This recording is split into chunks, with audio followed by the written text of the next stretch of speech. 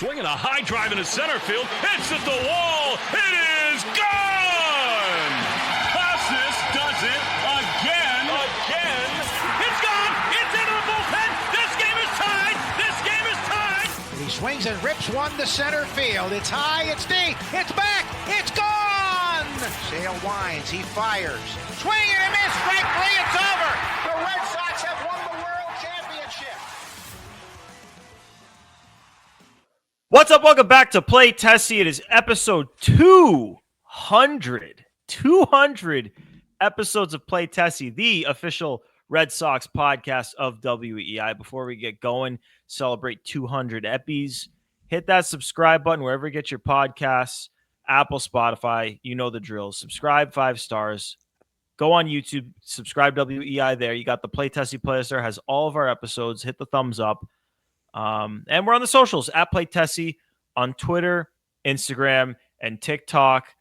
Sammy's here. Pat's here. It's Gordo. And it's been 200 episodes. I don't really know. It's weird because it feels wrong to be reflective in April, but in a sense, I mean, it's been 200 episodes and we've had bonus pods and stuff. So in theory, it's actually been more than 200 episodes. And we've only been at it for a year and how many months? November, December, January, year and a half. Yeah. So many episodes, of Play Tessie. And even when there's nothing going on, and the one I'll never forget, the Lucas Litke episode in the 2024 offseason. There was nothing going on. Dude, if you're listening, for the listeners, we are always going to be putting out content. So that ain't changing. Yeah. So the way when we first started, Alex Verdugo was still a Red Sox. Ugh. That's not that long ago. It's long. It feels long. I get it. It feels long. It's long for the way it feels, but it's not long for 200 episodes. Yes. But no, we got to 200 quick. I mean, this is pretty quick to get to 200. That's what separates us, I think. We're like a content machine. We just churn these out because we're all very obsessed with the Red Sox and we have so many thoughts. So why not just turn it into content? Pat, you look like you're thinking. What are you thinking about? I am. I'm trying to. So 100. So I think episode 300 will fall 33 weeks from now, which is about 8 months. Right around probably winter meetings will be episode 300.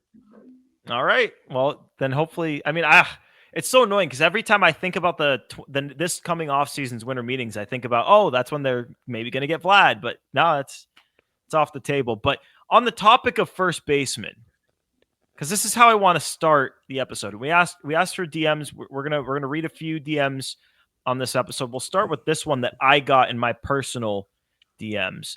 You want to talk Romy Gonzalez, first base? I think we're gonna talk a different first baseman. Just a different one. Sorry, my bad. We don't have Hosmer anymore. Oh God, I forgot they had Hosmer. It's not Eric Hosmer, although I think he went to the same high school as Eric Hosmer. He's a troll now. He did. Like he did.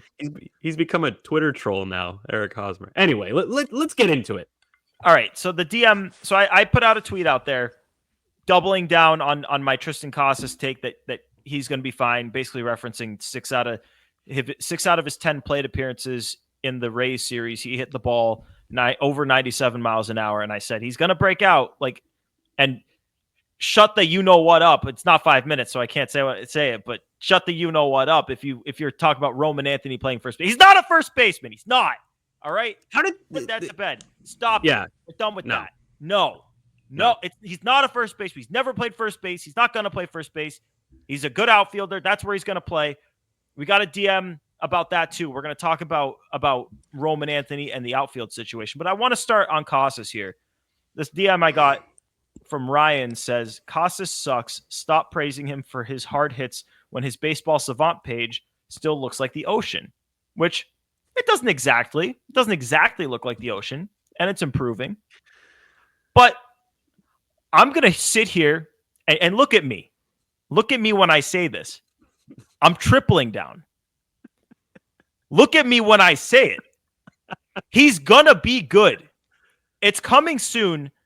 These people, and I put that tweet out there strategically because I wanted to get the moronic comments all in one place so that when this guy breaks out in a big way, like we know he can and we've watched him do, not just 2023, saw him do it in 2024, especially before the injury. It's a guy who's historically started cold. So I'm just sitting here telling you, when he breaks out, I will be taking your tweets and I will be amplifying them for the world to see how stupid you are for doubting Casas. Let's go. I love mean Gordo. Is this a stay on that side situation? Like if people doubt Casas, and fair to doubt him. I don't think it's fair to say he sucks. He's not good, but it's fair. He's off to a cold start. People can have their questions. Not speaking for myself. I'm saying in general. But those people who are questioning Casas, his ability to be a consistent major league bat, if and when he does catch fire, are you going to allow those people to come back and be Casas guys with you? Or is it one of those stay on that side? You didn't believe at first. Now you're believing. You don't get to enjoy this with the Gordo Casas crew. What is it? No, come on aboard. You can come aboard and enjoy Triston Casas, and you will. Because when he's getting important hits in the postseason, whether it be this year, next year, whenever, come aboard. But just know, those tweets live in infamy. Those opinions live in infamy. You call yourself a Red Sox fan. You hate on this guy, whether it be for his play or for who he is as a person. I'm not going to forget. I'll let you. You should enjoy him because he's an incredibly enjoyable guy to root for. You should try it. But no, like it's like a forgive, not forget situation. You know what I mean? That's where I stand on that. I'm not going to gatekeep the guy. Right. You're not concerned at all with the strikeouts? 18 strikeouts in 64 at bats. That's pretty. I mean, that's rough. It was bad. I don't want to dump on Casas. I like Casas. He's good to us. I think he's going to be fine. But I just don't want it to be like, oh, on play Tessie, we don't question Triston Casas. There are some flags, some orange flags. We'll call them red Sammy, flags. yeah. But the flag for me, I don't think the guy's perfect. I said it on last episode. I'm starting to wonder if I was not exactly 1,000% right on his defense, because I definitely thought he was going to be a good major league first baseman defensively. Now it's like, okay, let's try to get this guy to be an average defender and the bat can carry him. The strikeouts will be there, but not in the way that they were in the first. Like, it's basically the Rays series was where it got a little bit better, but up until then, like, that's, you say what, 18 strikeouts and 64 plate appearances? Do I have that right? That they all, most of that came, I want to say 15 of those came before the Rays series. Like, he looked better. And when he gets there, excuse me, 64 at bats. Not 70 plate appearances, 64 at bats, excuse me. Pat, where do you stand on Triston Casas? Are you like on a scale of what the guy DM me is Ryan, on the scale of Ryan to Gordo, where do you stand on this? What the fuck's the middle ground? Sammy. What? Okay, so Sammy. I guess Sammy. No, I said it last episode. Like the squared up, the barrel rate, and the exit velo, I believe those are the three, are all like over 80th percentile. Like those numbers alone kind of clue you in that he's gonna get lucky. Was it yesterday? Yesterday as we record, so Wednesday. I think he had 2 batted balls, both over 100 miles an hour. That's not like lazy flyouts and barely hitting the ball. He's just hitting it at guys. Like he's gonna come around. I am 100% confident in that. The strikeouts are concerning. Part of that I kind of look away from just because he got hosed in Texas and Baltimore with some bad third strikes. So maybe 3 or 4 of those, and then he's looked better recently. He's not going to be like a Luis Arias. He's a guy that's gonna. Oh my God! Did you read the comments? Did you get that from my comments today? Did you happen to see that? Oh my God! There was another guy where he was like, "Yeah, like he hits the ball hard. Who cares?" And I was like, "Well, hard hit balls. That's how you get hits." And he's like, well, Luis Arias gets a lot of hits and he's towards the bottom in exit velo all the time. It's like, dude, that's such a oh god, it's that's so a dumb. logical fallacy. That's a classic logical fallacy. Hard hits lead to hits more often than not. But there is an outlier, and it's Luis Arias. It's the most obvious logical fallacy. And anyone who makes that argument, you're either being facetious or you don't know what you're talking about. I asked the guy to locate. I said, give me the top 10 players in OPS last year and come back to me. And first off, you wouldn't do it because I'm sure, and I didn't even look it up myself. Like I just know the top guys in OPS are all going to be guys that have high average exit velo. Like that's just how it's going to work.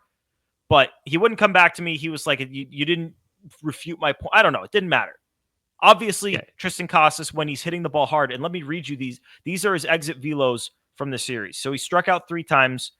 The exit velos outside of the strikeouts, 97.4, 99.9, 101.5, 110.7, 108, 99.8, 83.7, 76.1. So basically 2 balls that he put in play were not really hard hit balls.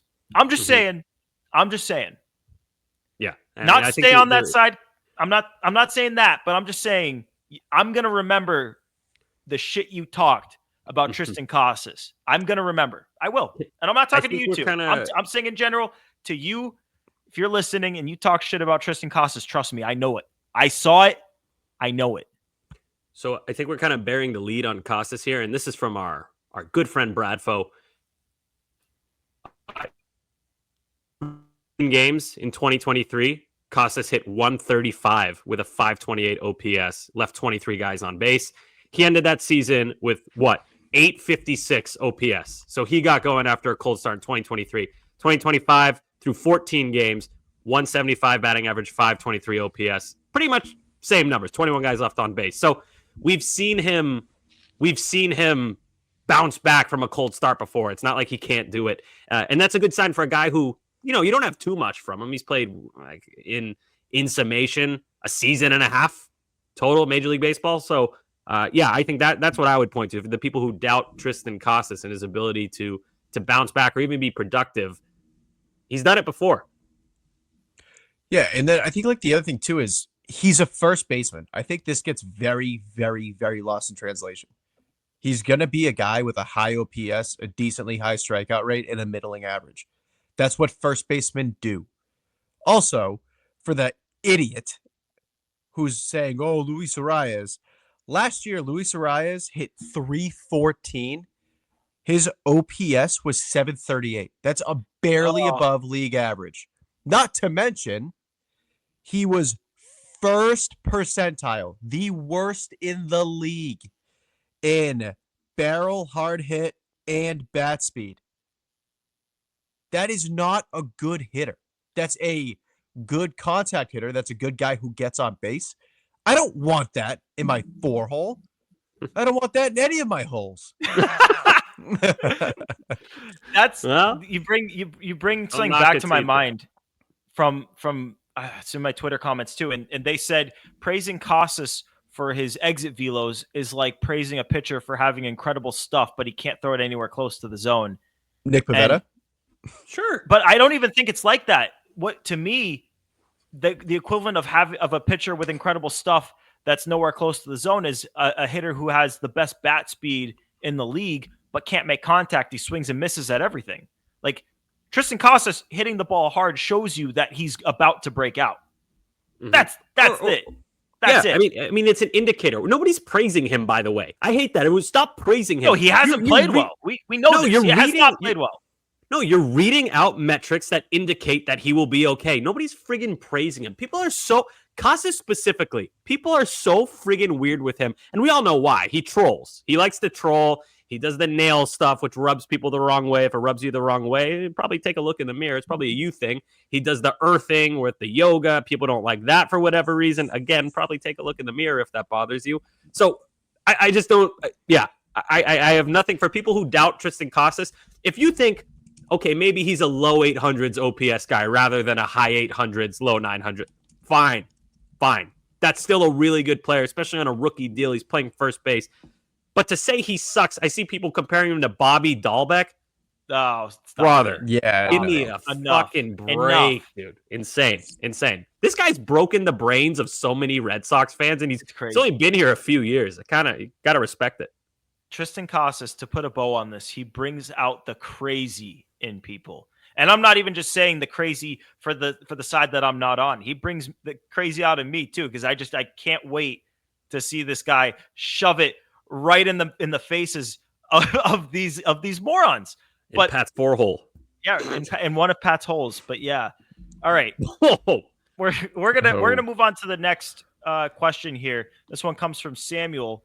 He says that he saw a poll that our good buddy Ed Hand put out there, and he said he's wondering if you had to trade one of Ceddanne, Duran, or Wilyer to make room for Roman Anthony, who would you trade and why? And I'm excited to ask you guys these questions.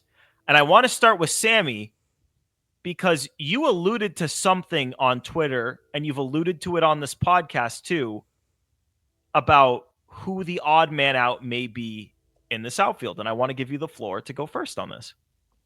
So I've kind of waffled on this, to be totally fair. I had an answer a while back after the 2023 season. Then I switched to Wilyer Abreu. I was very public about that. I thought Wilyer is a good player. I don't know if he's a great player. I've kind of come off of that a little bit. I think he's more of an extension candidate. And I think a lot of the people listening are going to think that my answer is going to be Ceddanne Rafaela. But it's not. He's already locked up. Very, very cheap.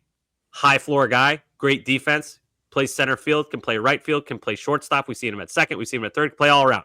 Great defender. I feel like he makes an amazing catch every night. My answer for this question, believe it or not, I think it's Jarren Duran. And my reasoning for that is he's older than Rafaela. He's older than Wilyer Abreu. He's way older than Roman Anthony. And he's still on a very, very dirt cheap contract. So unlike Yoshida, you could move him and you could get a good return for him as well. And I think another part of this is Duran's a great player. This is not me saying Duran is not a good player. I think he's great. I love watching Duran. He's one of the most exciting Red Sox players in the last 20 years. We all agree on that. He runs like a Komodo dragon. Love his story as well. I love the mental health stuff. I admire what he said. Has nothing to do with me disliking Duran. I like Duran. But he strikes out a lot. And this team has a major, major strikeout issue. So long term, I think you move Duran, you get a good return for him, and then Roman Anthony slots into left field, and he slots into that leadoff spot. It's the simplest, most elegant way to do it. You get something in return. It's an easy guy to move. You keep the team young. And I just feel like that's my guess as to how the Red Sox are thinking. That's what I think they're going to do. Could be wrong. And again, I like Duran. He's good. Is it what you would do? I think he's the guy. The question is, it is what you would do as well? Yeah, it's what I would do. It's what I think the Red Sox will do. I think they want to keep the youth locked down. Roman Anthony, 21 now? You just turned 21? 20. No, 20. 20. 20. Duran is almost 29. Abreu, mid-20s. Ceddanne, 24? I think early 24, 20s. Yeah. Early 20s. Yep. Already locked up for cheap. You look at a guy like Duran, is he good if he's not 90th percentile speed? I think he's okay if he's not 90th percentile speed. So then you go, how long is he going to be that fast? Well, he's almost 29 years old. Maybe give him until 32, 33 to keep that speed. A little generous of me. That's what I think the Red Sox are thinking. Yeah, I agree with Sammy. I think it's Duran. Oh my God. I do. And the reason is I think Wilyer gives you enough where he fits kind of in your age bracket in terms of your window of competing. Fresh off a Gold Glove, it looks like the bat's coming around. And that was like the one knock on him last year was the bat against lefties. He's been great this year. The bat's coming around. He's 25. He's done everything you could have wanted in terms of taking a step forward. Then we move to Ceddanne. I have been pretty vocal about not being a massive fan of Ceddanne. I've been if you follow me on Twitter, I've been begging the Red Sox to call up Roman to get Ceddanne out of the lineup. But I love the defense. I love what he offers. He's versatile. He's kind of like your new age Brock Holt in a way. He kind of plays everywhere you need, which is valuable, especially if, at some point Roman goes down or Abreu goes down. God forbid Story goes down and Marcelo's not ready. Like, there's a lot of scenarios where Ceddanne kind of falls into playing time. Not to mention regular routine days on, kind of like Hamilton and Romy. Then you get to Duran. I probably going back to about November, like the second the offseason started, I've been pretty vocal about expecting a Duran regression. And it's early in the season. He's been fine, not good. He was never going to be the 2024 Jarren Duran. That was never going to happen. I think you might be going a little easy on him. He hasn't been very good. He hit the home run in the last game, but other than that, he has not been very good. Yes. So regression is occurring. I don't think he'll be, an all-star outfielder this year. I don't think he'll go 2020. I don't think he's going to lead the league in triples, but he's still a good player. That's the main thing here. He's the oldest of the three. He is for sure going to have, kind of the least window or the smallest window of prime left. And teams, look at like Seattle. Like, you're telling me Seattle wouldn't want a guy who get on base, steal a few. Like, there's a lot of fits for a guy like Duran. Ceddanne, there's a kind of a lot of question marks. If a team needs offense, they're not going to trade for Ceddanne. If they need defense, they probably go cheaper than Ceddanne in his contract. And I just don't think they want to move Wilyer whatsoever. And I can't say I blame them. I go Duran. The other thing, Sam, you kind of alluded to it. His game is predicated on contact and speed. If he's not making contact, it's predicated on speed. He probably has 2 years left of over 90th percentile in speed. The second he loses that speed or falls below or into like the 70th percentiles-ish, he is your kind of average outfielder. And for that reason, I think it's him who's the odd man out. By the way, Pat, another thing with the speed is real quick, Gordo. Sorry. Last thing on Duran. And again, I really want to emphasize, I don't like knocking the guy. I like the guy. And his defense in 2024 was good. But like I've spoken about before, it's good because he's fast. If you look at the route running efficiency, he's 86th in Major League Baseball. That's pretty well below average. So if he's not a blazing speed guy, is he going to be able to play center field? Probably not. He would just be stuck in corner outfield. I don't think that does a ton to his value. I think most people see him as a corner outfield, but I think the ability to moonlight as a center fielder, teams like that, and I think he would lose that if he lost that 90th percentile speed. So, I hate saying all these things, but that's just how I feel. Gordo, I'm dying to hear your thoughts on this. Yeah. So before I give my take, because I'm not going to, my opinion is not Jarren Duran for this, but I will preface that by saying that I'm open to selling high on him, assuming he puts together a full good season here. I'm open to selling high on him if the plan from there is to have your outfield be Campbell in left, Anthony in center, Abreu in right, and then Marcelo and Story are that's your middle infield. I don't know, short and second. That's a Pat Brown kind of configuration right there. Yeah, Pat, I feel like that's all you. And that's notice up my alley. Yeah. And notice who I left off that lineup right there is the center fielder is Ceddanne Rafaela. So, and he's going to be my answer to this, just to keep it simple in terms of if Roman Anthony had to come up in May, let's say, if Roman Anthony made his Major League debut in May, and the Red Sox said in May, we have to trade one of these guys today to make room for Roman Anthony. Because to me, like a Jarren Duran trade, that maybe is on the table in the offseason. To me, it's not at all on the table in the season. That's not a guy that you take away from your club during the season. It's just not. I just could not see that happening if they're in contention. I would say you trade Ceddanne Rafaela. You look at the outfield right now. You've got those four guys. You've got Duran. You've got Abreu, who was in Who Says No's and mock trades the entire offseason. And now he has just shoved it up all of our asses, and he has made himself a fixture in this outfield, and that's coming off of a Gold Glove season last year. He's gotten better. So good for him. You got Duran, you got Abreu, you got Anthony. All these guys are complete players, above average in every facet of the game. Defensively, offensively, on the bases, they can do it all. And then you got Ceddanne Rafaela, who is an incredible defender, incredible defensive center fielder. We have seen it this season. We've seen it in the last series. Nightly, dude. It's nightly. It's nightly every he night. makes an amazing catch. No, yeah, it's true. Minus an extra base hit pretty much every night for the other team. It's every single night, and it's incredible to watch. It is Jackie Bradley-esque, but the guy can't hit. He can't hit. I'm sorry, like, we have a large enough sample size at this point, and he's made improvements. Like, he's chasing a little bit less. He's striking out a little bit less. I'll give him credit where it's due there.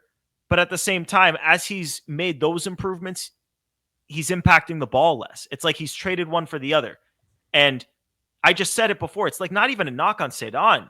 Like, this guy is a starting major league center fielder. But you're in a situation here where you've got 3 other outfielders that are all complete players. And I get it. They're all left-handed. That's why it's easy to pick Ceddanne to be one of the guys that you keep, is because all 3 of the other ones are left-handed, and you got Marcelo coming up, and he's left-handed. Got Devers and Casas, and they're left-handed. I get it. But when you've got a lineup full of guys who are guys, I don't give a shit about lefty-righty. I don't. And for the guys, if they're struggling, if they need an off day, you got 2 high-level platoon right-handed bats in the lineup or on the bench right there ready to go. Like, if Wilyer Abreu regresses back to what he was last year and proves to be a platoon guy, you're okay. You've got Rob Refsnyder. If Triston Casas doesn't do what I think he's going to do, it's okay. You've got a guy to take the slack off against left-handed pitching in Romy Gonzalez, who's been really good this year. So to me, I don't want to reinvent the wheel here. You've got 3 guys who all have all-star potential or better. And then you've got Ceddanne Rafaela, who is an elite defender, and a really good base runner. But him in the lineup shortens the lineup. You look at what the lineup. Been bad. It's been really bad.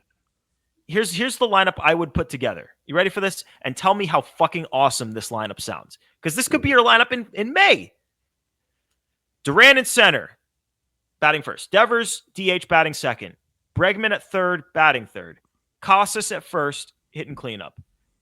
Campbell at second, batting fifth. Abreu in right, batting sixth. Trevor Story at short, batting seventh. Roman Anthony in left, batting eighth. And Connor Wong or Carlos Narvaez batting ninth, catching.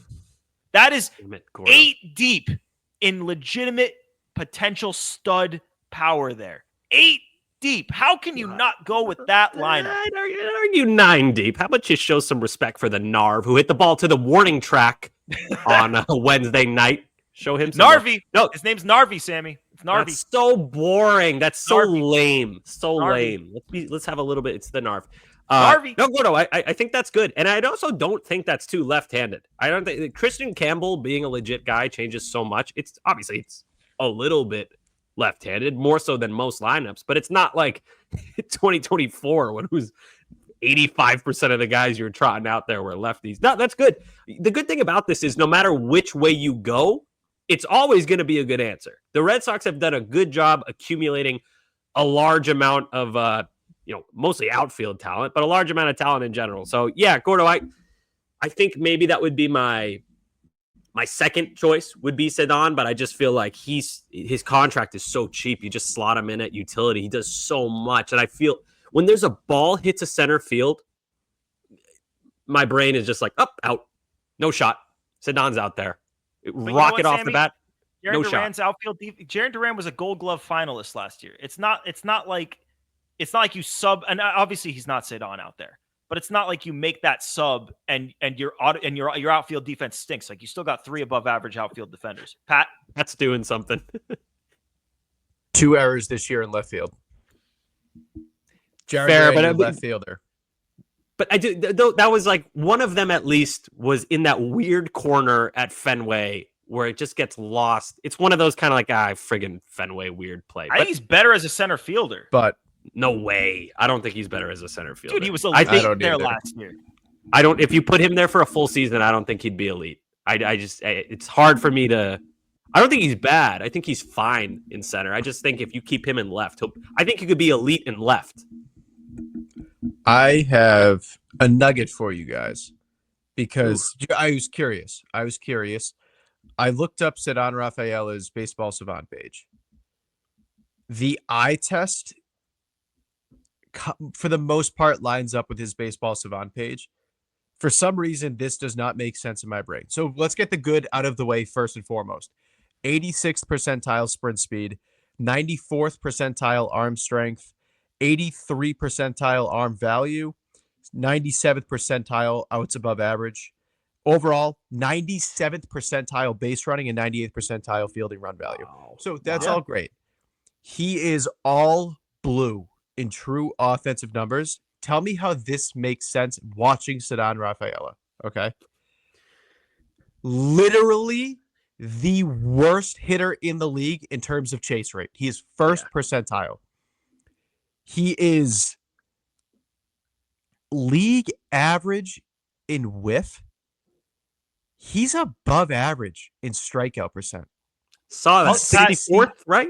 You want to know why that is, Pat? 65th. That makes no sense. No, I'll tell you why it makes sense. And this was the book on him as a minor leaguer too, is that he chases like crazy, but he actually is able to make contact with a lot of those balls. So it leads to him not striking out, and it leads to a lot of weak contact. And to me, it's like unprofessional at bats when you get a pitch at your face and you swing at it and you dribble it back to the pitcher.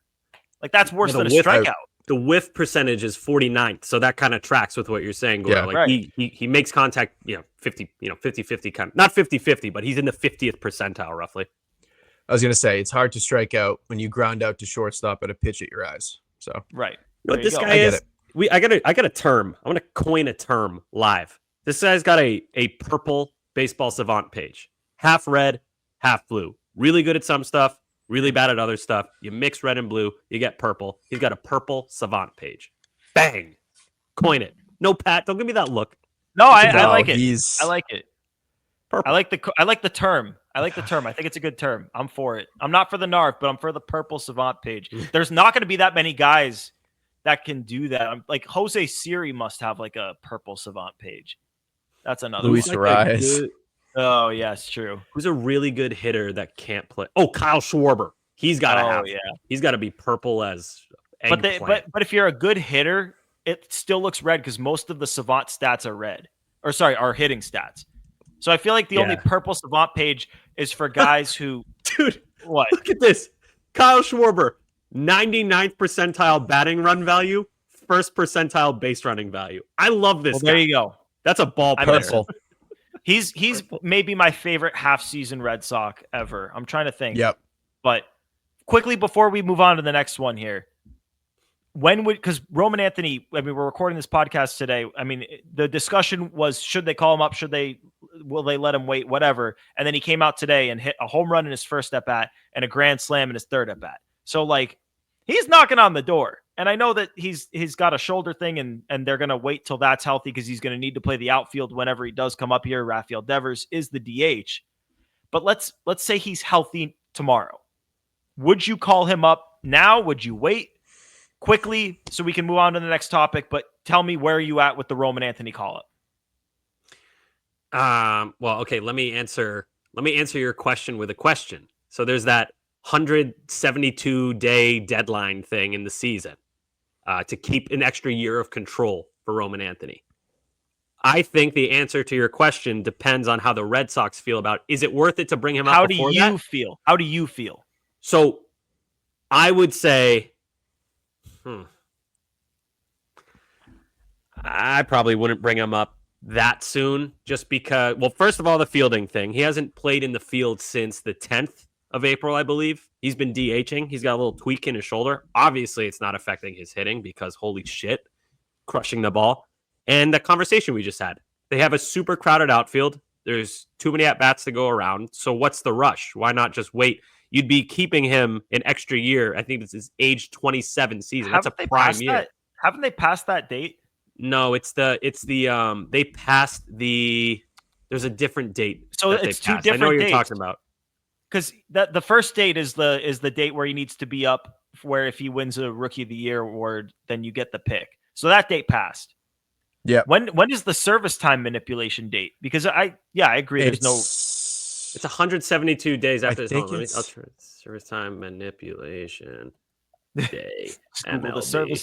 Just Google the service time manipulation date. That's how you know it's a busted system when that's how you Google it. I know. So it would have to 172 days. Used to be from what? He has to spend 172 days in the majors? I don't know, man. This is so confusing.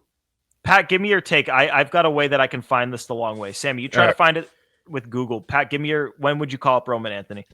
Dude, last week. So here it is. This is the thing. So it already passed, but you lose that service time. Okay. Let me back up. You lose the service time if he wins the Rookie of the Year.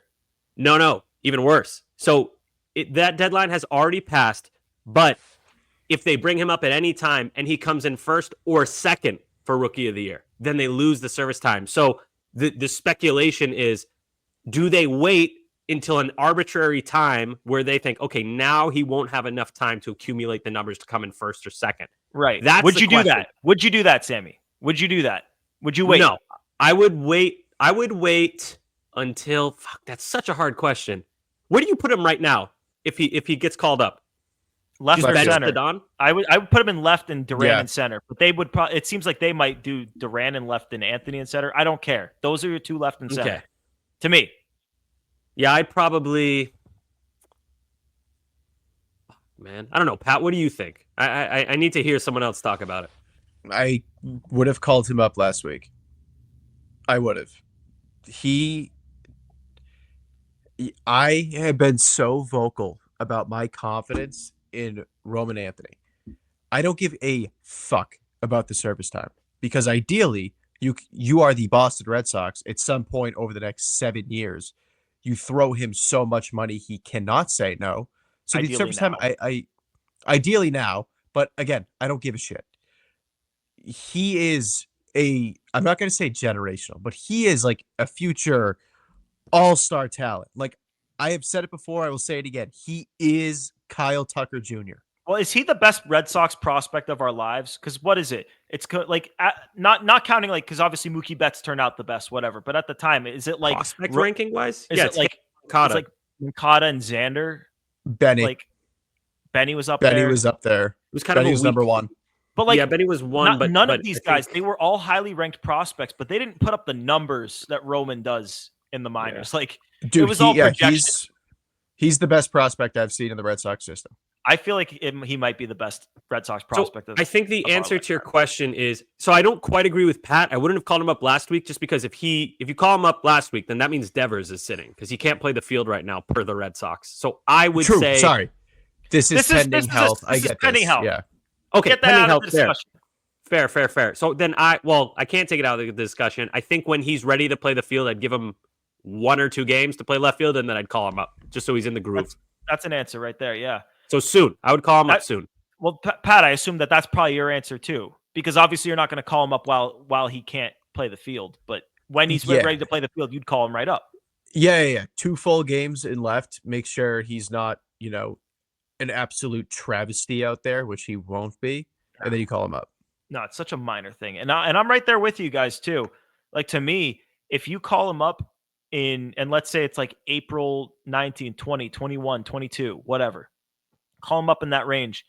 If he wins the Rookie of the Year or comes in second, that means some good shit happened, right? Mm-hmm. Like it's a bad, quote unquote bad outcome because you lost the year of service time. But like if he doesn't come in first or second, does that mean he underwhelmed? Like no, I'll still be rooting for him to get up there and win that award or come in second to Christian Campbell. Like that should be the hope. And Pat, your point exactly was extend the guy, whether it be now, next year, the year after, sometime before he hits free agency. Hopefully the service time thing doesn't matter. To me, I would just make him the highest paid non-debuted player in baseball history, and I would do it now. It was interesting to me to hear that he told Bradfo that they had discussed something. He didn't seem to think that it was very far along, but I think in the past he'd kind of just been like, yeah, we like haven't really talked or like, But now it's like, yeah, we talked, it didn't go anywhere, which is like a step forward. So maybe that's something that could happen. But to me, you bring him up, you hope that he wins that damn award because he's so fucking good, and you worry about the money and the contract stuff, and you make the stupid service time a moot point. Put the best 26 guys out there. We need it now. They're 500. So they're right we all there. agree? Are we all on the same page then? Call him up when he's ready to play the field? Yeah. Yeah. My other thing too, my main takeaway point, manipulating service time is for broke ass bitches. It's for nerds. So if you're the Athletics, if you are the Pirates, if you are the Rockies, and you know there's no shot in hell you're extending this guy, sure, manipulate the service time. And before people, but he won't sign an extension. Look at Vlad. Look at Kyle Tucker getting close. Look at Tatis. Look at Julio. Look Devers. at Bobby Witt. It happens. Look at Devers. It happens often. It doesn't even happen. It happens often. More often than it doesn't by a lot. Yes. None of these guys make free agency anymore. The other thing too is people are like, oh, but Juan Soto wanted an extension in Washington. Washington wouldn't get to his number. If you get to Roman's number, which you should, the service time does not matter. Yeah, Juan Soto is also a freak of nature. And if Roman Anthony's even close to that and able to have those type of conversations, then that's fantastic. So that's Juan Soto's the outlier. Again, I hate it. I'm not saying you did this, Pat, but I hate when people use the outlier like Luis Arraez. Like Luis Arraez, yeah. It's a terrible, you'd get laughed out of a courtroom. It's terrible. Ask Judge Gordo. It's true. No, you can't use an outlier as your source of making a point. It makes no sense. All right, we got a couple more that I want to make sure we get to. This one comes from Telia. It says, we are engaged in professional digital currency and stock portfolio investment to increase income. We will share accurate information for your reference every day so that you can get better income from your investment. If you're interested, you can write to me on WhatsApp. Can you send me the number, dude? I want help with my investments. Yeah, I'll give you the link. We'll put it in the description. Sounds legit. Hopefully she offers me a job too. Yeah, true. We like, need the jobs. They love talking about the jobs. Maybe. Do you ever get that scam? So I won't talk about my work, but I work for a company based in Asia, and I get a lot of spam texts via WhatsApp from Asia, like different countries in Asia. And they're always the same thing. It's, hi, this is Marie. And I go, sorry, who is this? And it's, Marie, we met at the bar. Do you remember me? And then they send a selfie, and it's some beautiful woman. It's like, oh, yeah, I totally remember you. So I go, no, I don't. And then the response is, oh, I'm sorry.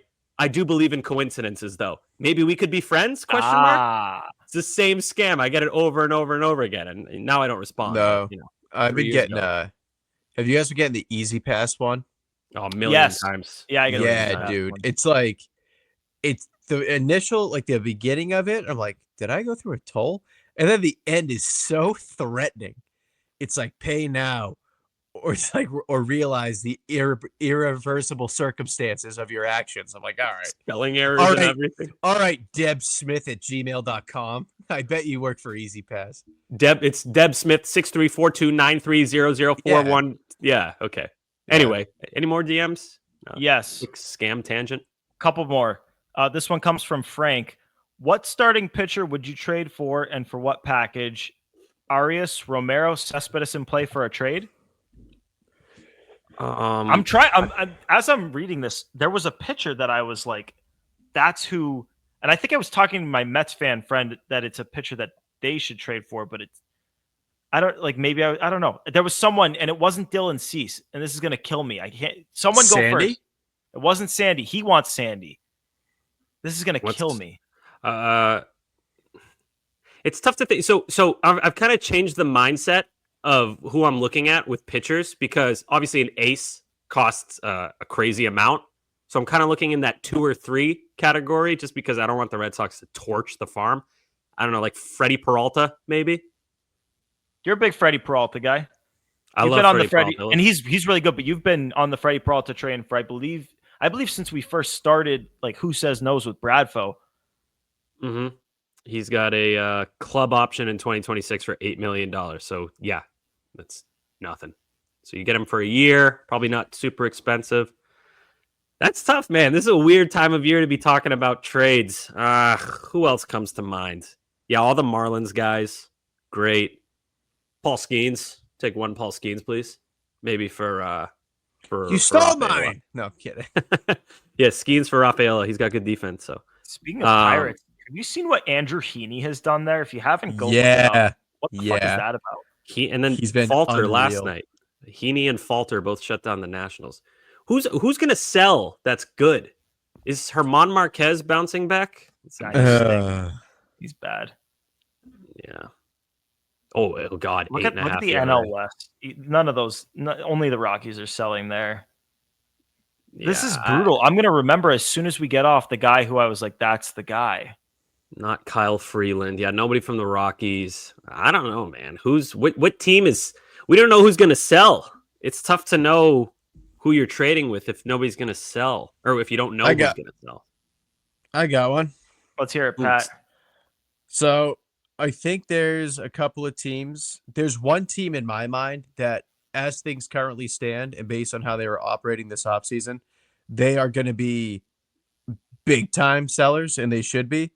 As far as package goes, I don't really know, but the Twins are going to be huge sellers. That team's up for sale. They don't really have broadcast rights. Pablo Lopez is a great fit. Great example. A good one, Pat. Very, very, very affordable contract. Slides right in as your number 2. He's been nails this year. He's been so good this year.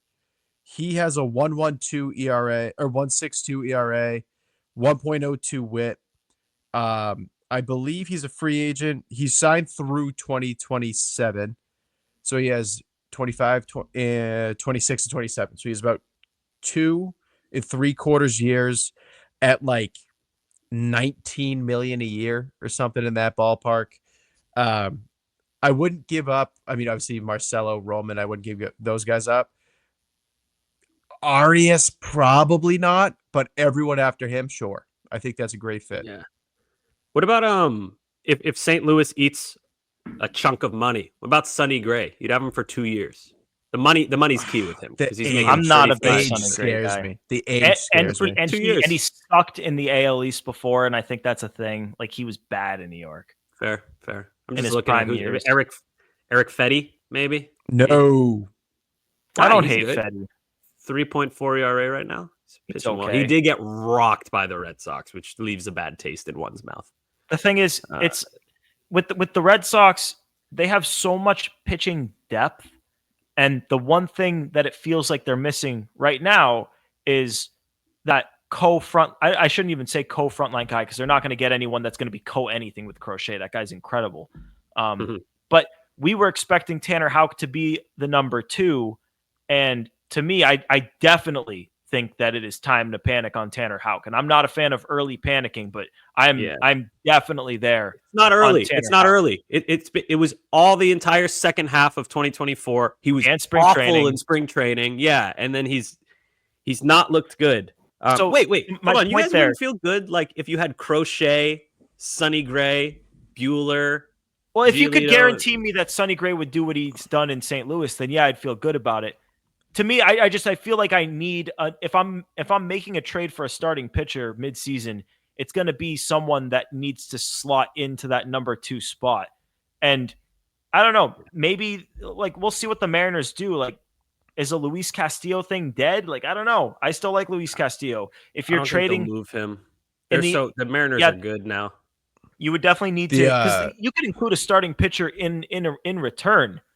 Like, the Sox have a bunch of, like, if you traded, and like we talk about the bullpen needing depth, like if the starters all get healthy, that's where your bullpen depth comes from. Like, and by depth, I mean like high level setup type guys. Like, if Cutter Crawford is in the bullpen, that bullpen looks a hell of a lot better than it does right now. But those are the types of guys you could include in a package for a higher level starting pitcher. Like, I'm trying to look at some of these teams that have guys like Sandy from the Marlins is the classic. I like Lopez. That was a good idea. I forget if that was Pat or Gordo, but that's a good idea. Lopez is a great one. One thing too to kind of monitor is if the Blue Jays start to fall apart, a rental Bassett is a good idea, and a year and a half of Gossman are good ideas. Those are guys that won't break the bank, older. They won't trade him here though. Like if they're anywhere close to contention, it just depends on where they are in the standings. Yeah. Yeah, it would take them bottoming out. Like it would take them to be pretty much worse than they were at last year's deadline is more so my point. But if that does happen, like 36-year-old Bassett you'd be on the hook for like $9 million for the rest of the way. Like that's a dream fit. All right. So last one. Sorry, I'm trying to pull it up I pulled up the wrong question. Okay. I think Lopez is the best answer to that so far. Yeah, my Sonny Gray one. The Cardinals would have to eat so much money. I don't think. Lopez. I'll go with Lopez. That's my leading candidate right now. Good job. Another one could be like a bigger trade. I mean, the Braves are 5-13 as we record this, so they've got a bunch of guys. Like obviously, I'm sure they're not trading like Schwellenbach or anything, but they've got a bunch of guys, and maybe you could loop something into a bigger deal with Sean Murphy to upgrade the catcher spot. That'll be a conversation that we have at a later time. This will be the last one. This comes from Jord. What did you make of Manchester United's comeback win tonight? I'm a relatively new listener and can't remember who was saying a few weeks back that they couldn't get into soccer, but they need to watch the highlights for this match. I'm from England and I'm visiting family in New England in June, so hope to get back to Fenway then. Sammy, I think that this person's or was it? Yeah, that was me. Sammy. I mean, I think it applies. I think it applies to all of us, right? I literally. Maybe it wasn't on here, but I literally had a conversation with one of my friends saying, I will like World Cup soccer does nothing. Like I cannot do soccer whatsoever. I can't either. I'll watch the highlights. Listener says watch the highlights. I'll watch the highlights. I'll do it as soon as we get off. In February, my friend, we had a bachelor weekend up in Maine for him, and he's a big Man City fan. And the last thing we did was on the drive back down from Maine to Mass. We stopped in New Hampshire because there's a soccer-themed bar, which I'm not a soccer fan, but it was really cool. They had jerseys everywhere. They had a bunch of games on. And we watched Man City versus Liverpool, actually, Fenway Sports Group. And, it just wasn't – I couldn't get into it, man. Everyone at the bar was into it. But it's like – I don't know, like maybe I don't understand what's going on. I don't have an appreciation. It's like too much. It's like, Pat, you might get this. It's like if you're watching an MMA fight and the fight goes to the ground and everyone's like, this is boring. They're just wrestling each other. But if you've trained it, if you watched it, you know what's going on. It's a little bit more interesting. So maybe it's kind of like that with me. Like I haven't played soccer since 7th grade, I think, when I was like 13 years old. So I don't know. Just not my thing. Yeah. I am one of the few people that I know. I never played one single day of organized soccer. Are you serious? Like I couldn't even tell you putting kids soccer. I played baseball 3 seasons of the 4. I played basketball. I played football. I never for a day played soccer. Wow. I couldn't tell you the positions. I couldn't tell you shit. I will watch the highlights. I couldn't tell you a team that Man U plays. I have no interest in it. That being said, thank you for listening. And when you do go to Fenway, when you're visiting your family, let us know. It'd be great to meet you. Yes. Oh, I do have one soccer take. Let's hear it. I do have one soccer take.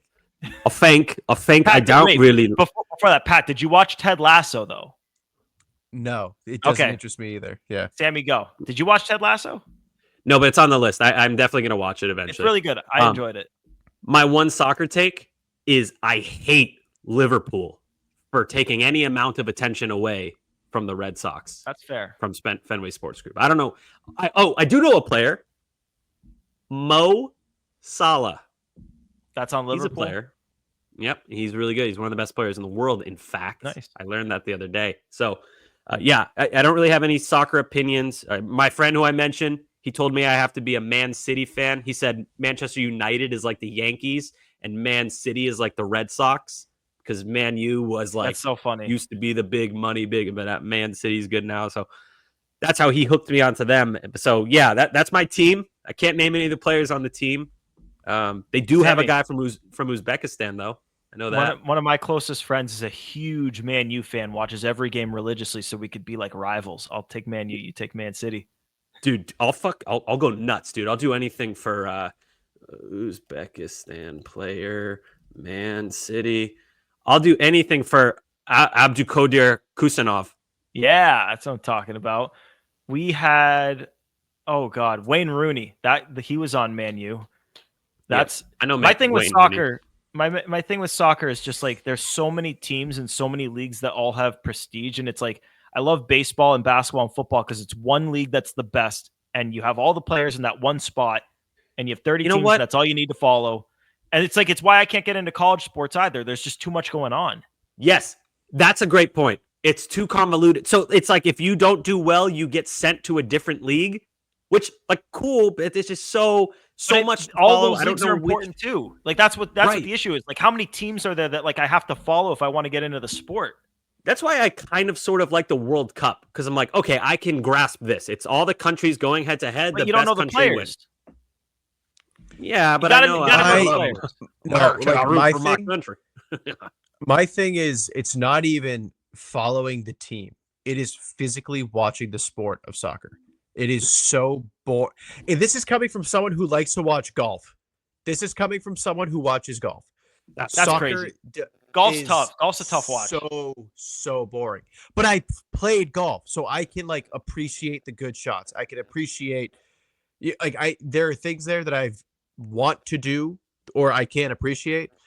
Soccer, you could show me like the top 100 plays in soccer. If it is not like a bicycle kick, I have no concept of how impressive it is.